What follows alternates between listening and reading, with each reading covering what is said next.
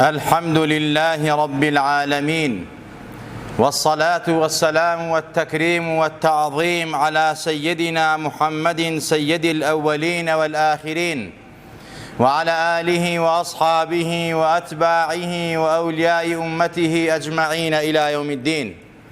براو خشك إيمان دارم، السلام عليكم ورحمة الله وبركاته. ئازیزان و خۆشەویستان، ئاو یەکێکە لەو نیعمەتانەی کە خوای تەبارەک وتەعالا منەت ئەکا بەسەرمانە و دایەتی بە مەخلووقات و مرۆڤایەتی. خوای تەبارەک وتەعالا نیعمەتی زۆرە بەسەرمانەوە.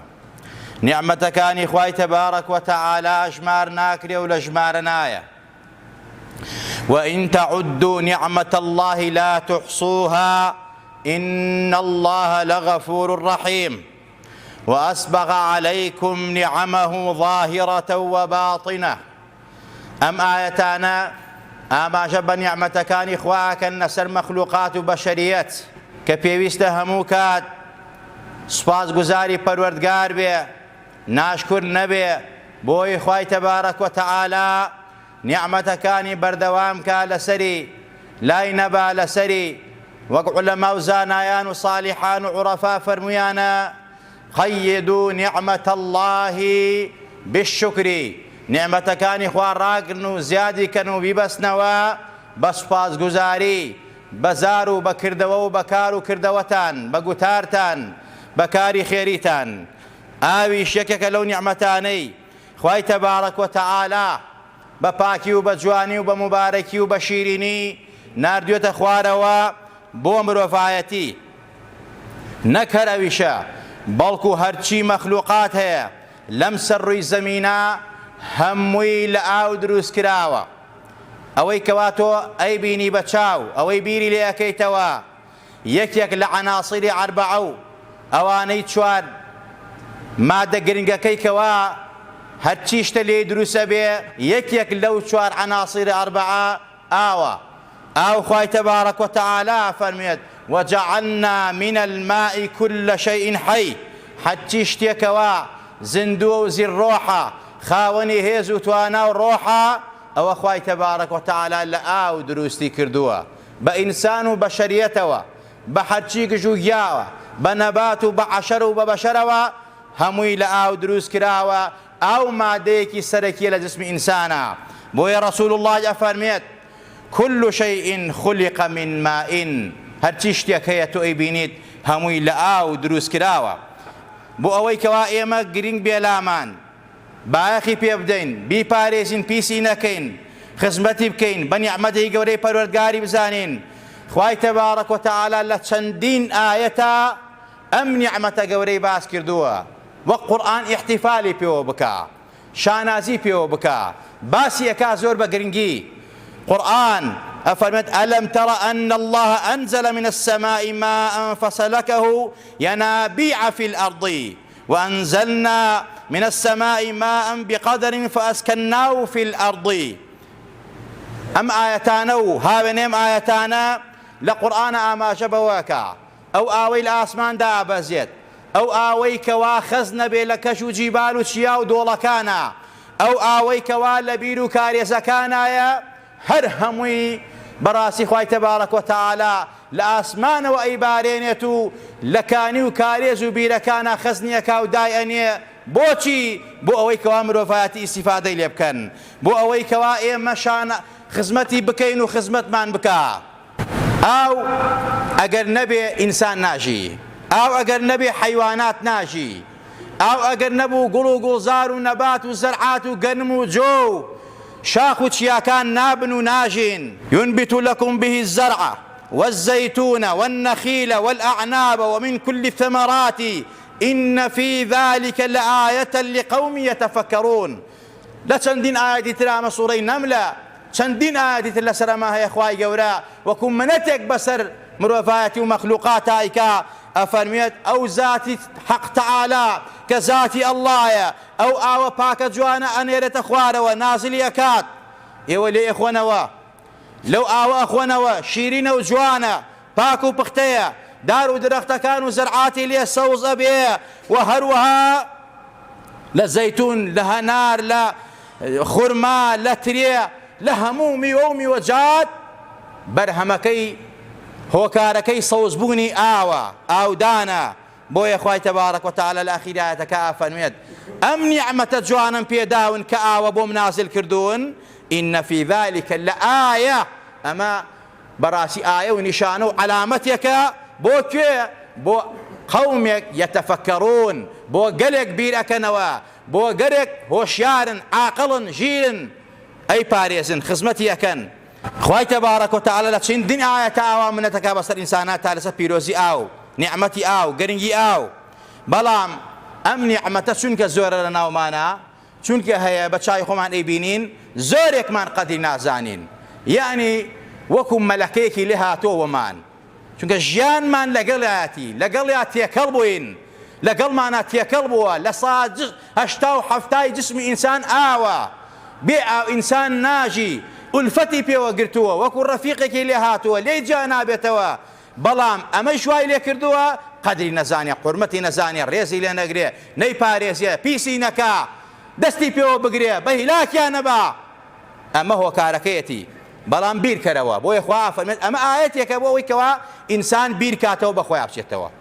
خۆشەویستانم، خوای تەبارەک وتەعالە لە قورئانە لە ئەخیری سوورەتی المولکە کە شەوان سونەتە ئینسان بیخوێنێت، خوا فەرمێت قل أرأيتم إن أصبح ماؤكم غورا فمن يأتيكم بماء معين. بیر ناکەنەوە ئەو ئاوەی کەوا شیرین و سازگار و جوانە، ئەگەر من غەوری کەم بی و مەناخی ئەرزا و بۆتان دەرنەێنم و بۆتان نەبارێنم، ساڵێک بێبارانیە، هەومانەکەوین هەلەکە سەما، دوعا، نوێژە بارانە، خێر و خێرات، ناڕەحەتە بین، وەک ئەمساڵ بەڕاستی چیمان بەسەر هاو کە کەمی ئاو لە ئەرز و ئاو و خاکمانە هەیە، زەرعات زەرەری لێکە و خەڵ زەرەری لێکە و خوا ئەفەرمێ ئەگەر ئەو ئاوە هەر بەرم بە ناخی ئەرزە، هەر نەیەڵم، قەترەی نەیەڵم، ئەگەر لە ناوی بەرم چیتانە دەستێ؟ چیتان پێکرێت؟ کێ دەسەڵات و هێز و جێش و جاچێیە یەک قەترە ئاو دروستکە و بیێنێ بۆتان؟ فەمەن یەأتیکم بماء معین، کێ ئاوی شیرین و سازگارتان بۆ هێنێت؟ کەس ناتوانێت. بۆیە خوا وەکو منەتێک ئەیکا بەسەرمانە، ئاگادار بن، ئاگاداری ئەو ئاوە ئەو نیعمەتە جوانە بن. ئینجا فەرمێت ئەو ئاوە سازگارەکە ئەیخۆنەوە. بیرتان لێکرێت تێفکراون ئەو ئاشیرە جوانە ئەوە تا فەرمێت ئەفەڕەئەیتم الماء الذي تشربون أأنتم أنزلتموه من المزن أم نحن المنزلون لو نشاء جعلناه أجاجا فلولا تشكرون. ئەو ئاوە سازگار و شیرینە جوانە، ئەو هەموو مەنزەرە جوانەی دروست کردووە، ئەو دیمەنەی داوە بە شاخ و چیا و دۆڵ و داشت، بینیوتان ئەو ئاوە جوانە، بیرتان کردێتەوە ئەو ئاوە سازگارە. ئەگەر بێت و ئێمە تاڵ و ترتیکەین، سوێری کەین، نەخورێتەوە، چیتان لەدەستێ؟ ئەگەر سوپاسگوزار نەبن وای لێەکەین، لێتان ئەکەین بە جەهەنەم، لێتان تاڵەکەین، لێتان ترشەکەین. ئەگەر شاکیر نەبن، سوپاسگوزار نەبن، فلولا تشكرون. بۆیە قەدری ئاو بزانن، نیعمەتی ئاو نیعمەتێکی زۆر گەورەیە، مەخلوقێکی پەروەردگارە. خوا منەتەکە بەسەر عەبدەکانیە بەم ئاوە، و یەکێکە لەو نیعمەتانەی چۆن لە قیامەتە لە مەسەلەی عیبادەتە یەکەم شتێک پرسیارە لێکرێ لەبارەی نوێژەوە، یەکەم شتێک پرسیارە لێک لەبارەی جینایاتەوە، مەسەلەی قەتڵە، لەبارەی نیعمەتانیشەوە، نیعمەتەکانی پەروەردگار. یەکەم پرسیار کە لە نیعمەتەکان لێ دەکرێت لە قیامەتە ئاوە، ئەو ئاوەی کە خوا بۆی باراندووی، ئەو ئاوەی کە پێی داوی. ثم لتسألن يومئذ عن النعيم. لە پاشان لە قیامەتە پرسیارتان لێکرێ لەبارەی نیعمەتەکانی پەروەردگارەوە. یەکێک لەو نیعمەتە گەورانە پاش ئیمان، پاش دین، پاش ئەخلاقی جوان ئاوە، سازگاری ئاوە. وەکو پێغەمبەری خوا ئەفەرمێ صلی الله عليه وسلم لە فەرمایشتێکە إن أول ما يسأل عنه العبد يوم القيامة من النعم أن يقال له ألم نصح لك بدنك ونرويك من الماء البارد. خوا وەکو منەتێکەکە لە ڕۆژی قیامەتەوە وەسەر عەبدەکانیە، ئەی عەبدەکەم بەدەنی صحیح و تەندروستی باشم پێ نەدای، سیحەت و عافیەتم پێ نەدای، ئاوی سازگار و شیرینم بۆ نەباراندی. ئەی بۆ کافر بووی، ئەی بۆ قەدری نەزانی، ئەی بۆ یاخی بووی، ئەی بۆ نەت پاراست، ئەی بۆ خیانەتت کرد. ئەمە خوای تەبارەک وتەعالا یەکەم پرسیارە لەبارەی نیعمەتەکانەوە لێتەکە لە قیامەتە مەسئەلەی ئاوە، گرنگی ئاوە، پیرۆزی ئاوە. كلوا واشربوا ولا تسرفوا إنه لا يحب المسرفين. خوا بە پێغەمبەر و ئومەتەکەی فەرمێت بخۆن و بخۆنەوە، بەڵام ئاگاتان لەوە بێ ئیسراف مەکەن، زیادە ڕەوی مەکەن، تەبزیری تیا مەکەن. خوا مبەزیرینی خۆش ناوێ، خوا مسریفینی خۆش ناوێ، خوا زیادە ڕەوانی خۆش ناوێ. خوای تەبارەک وتەعالا مسریفین و تەبزیرکاران و ئەوانە ئیسرافەکەن بە ئیخوانی شەیطان ناوی بردوون. ئەفەرمێت ئین المبەذیرینە کانوا ئیخوانە شەیاطین. وا نەزانی ئاو ئیسرافی تیا نییە، ئاو ئیسرافی تایە. لە کاتێکا خوا بفەرمێت لە خواردنەوە ئیسرافی تیا مەکە، زیادە ڕەوی مەکە لە خواردنەوە. ئەی ئەبێت و ئاوێک نیعمەتێک گەورە لە بەردەستایە، ئەی ڕێژی تەنکی سەربانەکەت ناگریتەوە، تەوافە بۆ دانەناوە، بیر ناکەیتەوە ئەو قەترە ئاوە کە ئەو ئاوە کە چۆن گەشتۆ بەلای تۆ هاتۆتە ناو تەنکیەکەی تۆ بەکاری ئێنیت. ئەمە بەڕاستی ئیسرافەکەی ئاگات لە خۆت نییە. یعنی تۆ خەڵکێک هەیەڵێ جا مە حکومە دەینێرێ، خۆ من زەرەر لە حکومە دەدەم. بابە تۆ زەرەر لە میلەتە دەی، ماڵی میلەت کاولەکەی، تۆ بەری ئەدەیتەوە تەنکیەکە پڕ بووە نایگریتەوە، تەوافە بۆ دانەناوە، ئیسرافیەکەی، گوناهێک دەرحەقی میلەتەکەی. حکومەت گەندەڵە، حکومەت هەر شتێک هەیە، تۆ ناتوانی بۆ قەرەبوو لە حکومەت بکەیتەوە، قەرەبوو لە دراوسەکە دەکەیتەوە، قەرەبوو لەو خەڵکە فەقیر وەژارەی محەل و گەڕەکە دەکەیتەوە، لە شارەکە دەکەیتەوە. ئەو ئاوە جوانە بەفیڕەوە دەی، تاوانێک گەورەت کردووە. مسریفی پێغەمبەری خوا مەڕ بسعد دای بەلای حەزرەتی سەعدا فەرمووی وهو يتوضأ فقال ما هذا الصرف يا سعد. ئەم هەموو ئیسرافە چییە لە ئاوایکەی؟ وەک ئەبینی سە خەڵکی وا دەستنوێژ ئەگرێ، دەجار دەموچاوێ شۆرێ، وەسواسە، وازانتی ئەمە دینە، ئەمە ئەخلاقی پێغەمبەرە، ئەخلاقی ئەسحابە. ئاو بە جامەکا بە دەموچاوێ بەسەری ئاڵە تەر نەبووە، بەهەرحاڵ ئیسرافێکی زۆرەکە. پێغەمبەری خوا سەعدی بینی کە دەستنوێژێکت لە 3 جار زیاتر داستیە شۆری، دەموچایە شۆری، باڵیە شۆری. فەرمی ئەم هەموو ئیسرافە چییە تۆ ئەیکەی ئەی سەعد؟ اینجا فەرمی فقال ما هذا الصرف يا سعد قال أفي الوضوء صرف يا رسول الله. ئایا لە دەستنوێژیشە ئاو بەکاربێنی ئیسرافی تایە؟ پێغەمبەری خوا فەرمی نعم وإن كنت على نهر جار. ئەگەر لەسەر دەریایە ئاویش بی، لە 3 جار زیاتر دەموچاو بشۆری، لە 3 جار زیاتر باڵە بشۆری، مەحی سەرێ بکەی، ئیسرافت کردووە. لە قەبیلەی ئەوانەی کە خوا فەرمێت إنه لا يحب المسرفين. ئازیزان و خۆشەویستان، کەواتە وا هەست نەکەی ئیسراف لە ئاوانی، ئیسراف لە ئاوا هەیە. ئەمە پێغەمبەری خوا ئاوا قەدری نیعمەتی ئاوی گرتووە، و هەروەها ئەو پێغەمبەرە نازدارە ئەوەندە قەدری ئاوی زانیوە، نانی خواردو ئاوی خواردووە. فەرمووی الحمد لله الذي أطعمنا وسقانا وجعلنا من المسلمين من غير حول منا ولا قوة. ئەمە یەکێکە لە دوعاکانی پێغەمبەری خوا. خوایە سوپاسی تۆکەم لەسەر ئەوەی تێرت کردین، تێر ئاوت کردین لە ئاوی شیرین، ئێمەت کردەوە بە مسلمان، قووە و هێزی ئێمەی تیان نییە. تۆ ئێمە توالێ کردووە کە ئێمە ئەم هەموو نیعمەتەمان بیتێ، تێرمان کەی، تێر ئاومان کەی، مانگەڕی بە مسلمان، بە قووە و هێزی تۆیە، نەک بە هێزی خۆمان. اینجا ئازیزان و خۆشەویستان، بە هەمان شێوە یان ئاوی خواردەتەوە لە ڕیوایەت راوارید بە پێغەمبەری خوا فەرموویەتی الحمد لله الذي من علينا وهدانا وأشبعنا وأروانا وكل الإحسان أتانا. حمد و سەنا بۆ ئەو خوای تەبارەک وتەعالا کە بەڕاستی ئێمەی منەتی کردو بەسەر ئێمە بە هیدایەتدان، بە تێرکردن، بە تێر ئاوکردن، بە هەموو چاکەیە کە هێناوەتی بۆ ئێمە پەروەردگارمان. یان ئاوی خواردەوە فەرمی الحمد لله الذي سقانا عذبا فراتا برحمته ولم يجعله ملحا أجاجا بذنوبنا. فەرمێتی خوایە سواسی تۆکەم کە ئاوی شیرین و بە ئێمە داوە، ئاوی سازگار و خۆش بە ڕەحمەت و بەزەیی خۆت نەتگەڕاندوو بە ئاوێکی سوێر و ترت و تاڵ بەهۆی گوناهەکانمانەوە غەزەب لێ نەگرتوین پەروەردگارە. ئەمە دوعای ڕەسوڵ الله بووە، ئەمەش ئەوە ئەگەێنێ. ئەم پێغەمبەرە نازدارە صلی الله علیه وسلم قدری ئاوی زۆر لابووە، قدری نیعمەتەکانی زۆر لابووە، هەمیشە سوپاسگوزار بووە. قدوەی من و تۆیە، ئەبێ من و تۆیش شوێن کەوتەی و پێغەمبەرە نازدارە بین صلی الله عليه وسلم. کاتێکەوە لە خواردن و خواردنەوە ئیسراف نەبێ، ئەبێ لە بەکارهێنانیا بە چاکی و بەباشی دەستی پێوە بگرین، ئیستیهلاکی نەکەین، بەهیلاکیان نەبین، خراپی نەکەین، پیسی نەکەین، بۆگەنی نەکەین. ئەم هەموو ئەدیلە قورئانیە لەسەر ئەوەیە بۆ من و تۆ کە بەڕاستی سنەتی ڕەسوڵ الله جێبەجێکەین و قەدری نیعمەتی پەروەردگار بزانین. بیرکەنەوە، ئەمە ئەدیلەی قورئانی بوو.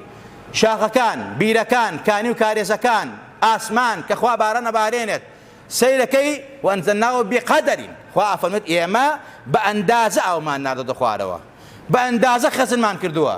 شاخەکان بە ئەندازەیەک ئاوێنە دەرەوە، کانی و کارێزەکان.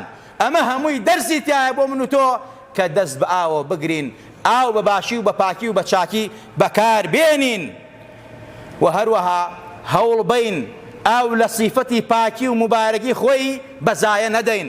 قورئانە فەرمێت وأنزلنا من السماء ماء طهورا، يعني طاهرا مطهرا.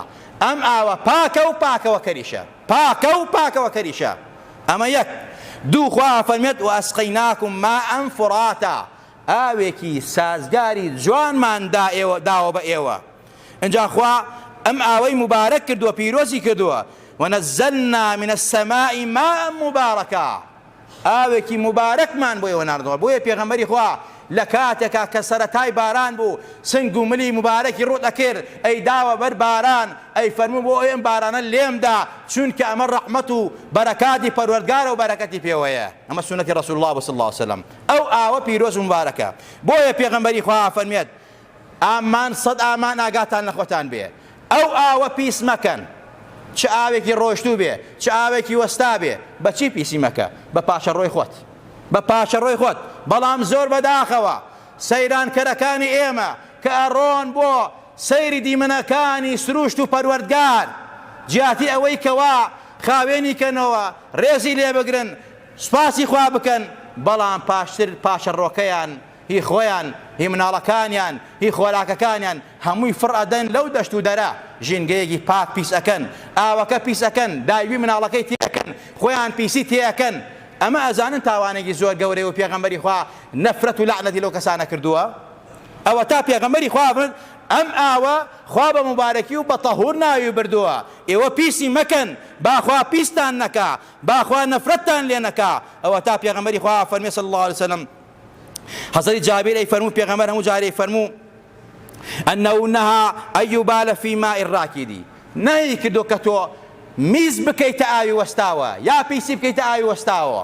بە هەمان شێوە فی ماء الجاری، نەهی کردووە ئەتا ئاوەکە با جاری بێ سیروانێکیە، میز و پیسی تێ مەکە، پیسی مەکە. خوا بە مبارەک و بە تەهور ناوی بردووە. تۆ پیسیەکە یعنی تەحەدای خواکەی، خوا لە ناوتەبە، خوا سووک دەکا، خوا پیس دەکا. پێغەمبەر لە فەرمایشترا فەرمووی اتقوا الملاعين الثلاث البراز في الموارد وقارعة الطريق والظل والمراد بالموارد موارد المياه. پێغەمبەری خوا فەرمووی خۆتان پارێزنە سێ نەفرەتەکە. پیسی کردنە لە ئاوە ڕۆ، ئەو ئاوەی کەوا ئاوی خواردنەوەیە، تۆ ئەڕۆی پیسی تێەکەی، میزی تێەکەی دوو لە ڕۆی جەنابتان، خەڵق نەفرەتی لێەکە، ئەڕۆیدە سەر کانی و کارێزێک، سەیرانگایەکە، کانی و کارێزێک لە پاڵایە، جۆگەیەکی بەلا ڕۆ، داوی مناڵەکەی تایە، پیسی تۆی تایە، پیسی ئەو خەڵکەی تایە لەوێ. ئەو کاتە ئەو خەڵکی ترە کە ڕاتەوێ ئەڵێن ئەک نەفرەتی خوای لێبێ، نەعلەتی خوای لێبێ، نەیتوانێت شوێنەکەی خۆی پاکاتەوە.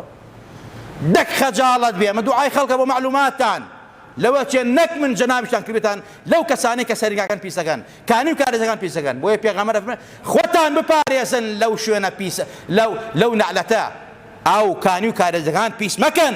اینجاوە هەروەها فەرمێت ڕێگای خەڵکی پیس مەکە، درک و داڵی بۆ دامەنێ، جادە مەگرە لە خەڵکی، چاڵ هەڵمەکەنە بۆ خەڵکی، بۆی خەڵکی تێ نەکەوێ، بۆی خەڵکی سارەکەی زەری لێ نەکەوێ، بۆ ئەوەی کەوا خەڵکی تووشی ناڕەحەتی نەبێ، بەردامەنە لە ڕێگەی خەڵکیە. یعنی پیسی مەکە لە ڕێگەی خەڵکیە، چ ڕێگەی پیادەی بێ، سیارە بێ. پێغەمبەر ئەفەرمێت خۆتان پارێ لەو لعنەتەی کە ڕێگە پیسکردنە.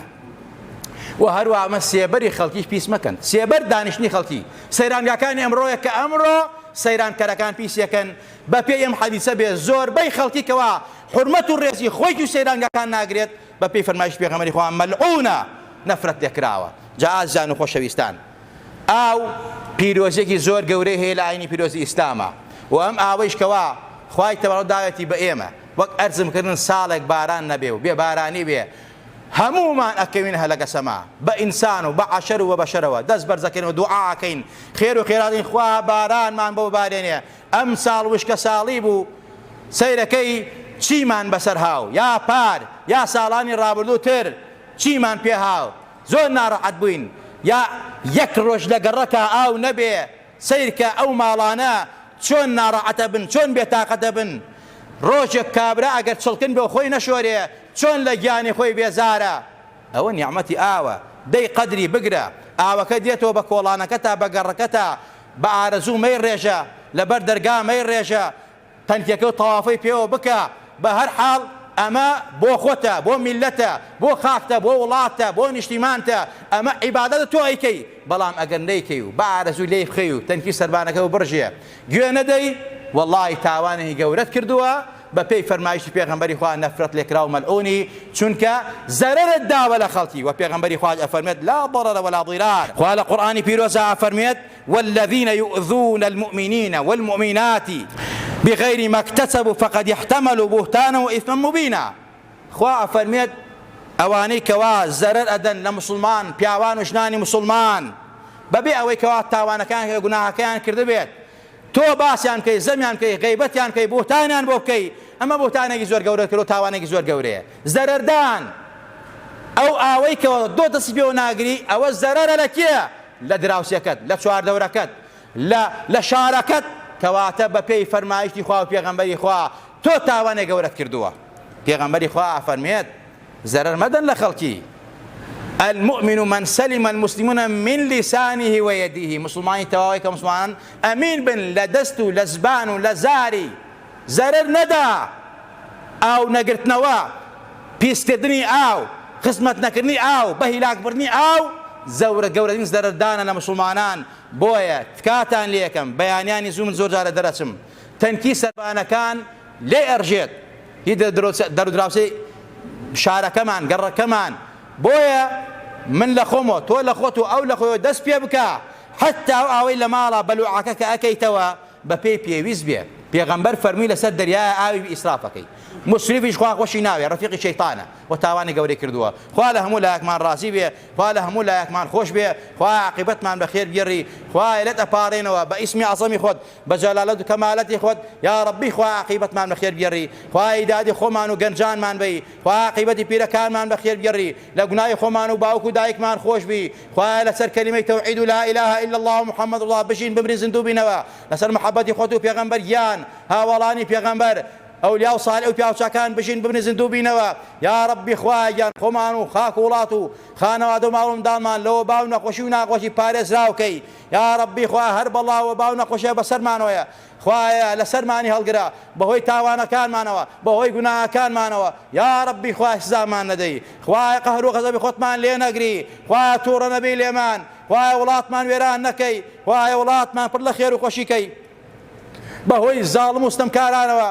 تاوانی تاوان بارانەوە خوایە وڵاتمان بە هیلاکان نەبەی خوایە قەهر و غەزەبی خۆتمان لێ نەگری خوایە ئەوەی دۆستمانە دۆستی بی ئەوەی دوژمنمانە خوایە ئەگەر شیاوی دایەتە خوایە هیدایەتی بی ئەگەر هیدایەت نادرێ خوایە عالیەها سافیلا خۆی و جاش دەخین ناوبەری یا ڕەبی خوایە لە تەپارەینەوە کار بەدەستی وڵاتمان بۆ ئیسلاحکەی زەڕێ ئیمان و ویژدانیان بەرێ پەروەردگارە لە تەپارەینەوە ئیسلاحی حالان کە بۆ ئەم میلەتە خوایە گەر چاک نابن هەمیشە و دائیم لە ئازاری میلەتان لەستە من بەرامبەر بە میلەت بەرامبەر ئەم میلەتە ناڕەحەتیەکەن گرانی دروستەکەن زوڵم لە خەڵکیەکەن نان و قوتی میلەت ئەبڕن بەرامبەر بە دینمان خراپن فاحیشە بڵاوەکەنەوە برەو بە فاحیشە دەن خوایە لیان قبوڵ دەکەی یا ڕەبی خوایە لیان قبوڵ دەکەی ئەوەی پشتیوانیانە ئەوەی هاوکاریانە ئەوەی دەنگیان پێدا ئەوەی لەگەڵیانە خوایە عالیەها سافیلا ژێرە و ژووران کەی یا ڕەبی خوایە لە تەپارەینەوە بە ئیسمی عەزەمی خۆت خوایە لە ڕۆژی قیامەتە لەژێر پەرچەم و بەیداخ و عەلەمی لا إله إلا الله ومحمد رسول الله عشرمان كي یا ڕەبی خوایە پێغەمبەر بانگمان بکا و دەرمان نەکا بە دەستی مبارەکی خۆی ئاوی کەوسەرمان باتێ لە توینە بەتی دنیا و قیامەت ڕزگارمان بێ خوایە شیفای نەخۆشەکانمان بی خوایە شیفای نەخۆشەکانمان بی خوایە ئەوانەی داوای دوعای خەیران لێ کردوین ئەگەر نەخۆشیان هەیە چ لە ناوەی وڵاتن چ لە دەرەوەی وڵاتن خوایە شیفای عەجز پەلە بۆ نەخۆشەکانیان مێرە خوایە ئێمەش ئەوان زەلیل نەکەی یا ڕەبی خوایە شیفای دڵ و دەرونی ئێمەش ئەوانیش بی نەخۆشەکانی ئێمە ئەوانی شیفا بی پەروەردگارە یا ڕەبی خوایە کاری ئێمەش ئەوان ئاسان و سەهلکەی یا ڕەبی خوایە ئەوەی گیر و گرفتەیە ئەوەی مەشاکیلی هەیە ئەوەی زاڵم زوڵمی لێکە زوڵمی لێ کردووە یا ڕەبی خوایە فریایکەوە یا ڕەبی خوایە کێشە و گرفتەکانی ئێمەش ئەوانی شارە سەرکەی ئەوەی منداڵن یا منداڵی ساڵ عیبەرێ ئەوەی هەیەتی و ساڵە نەخوایە بۆی ساڵەکەی ئەوەی هەیەتی و مەفقودە و دیان نەخوایە بەیەکیان شادکەیتەوە یا ڕەبی خوایە گیان نەدەپارڕێینەوە لێتەپارڕێنەوە بە ئیسمی عەزەمی خۆت لەبەر خاتی خاتردارانت لە پێغەمبەران و صالحان و پیاوچاکان خوایە دوعاکانمان قبوڵ کە و لێمان وەرگرە و عاقبەتمان بەخێر بگێڕە آمين آمين أقول قولي هذا وأستغفر الله لي ولكم ولسائر المسلمين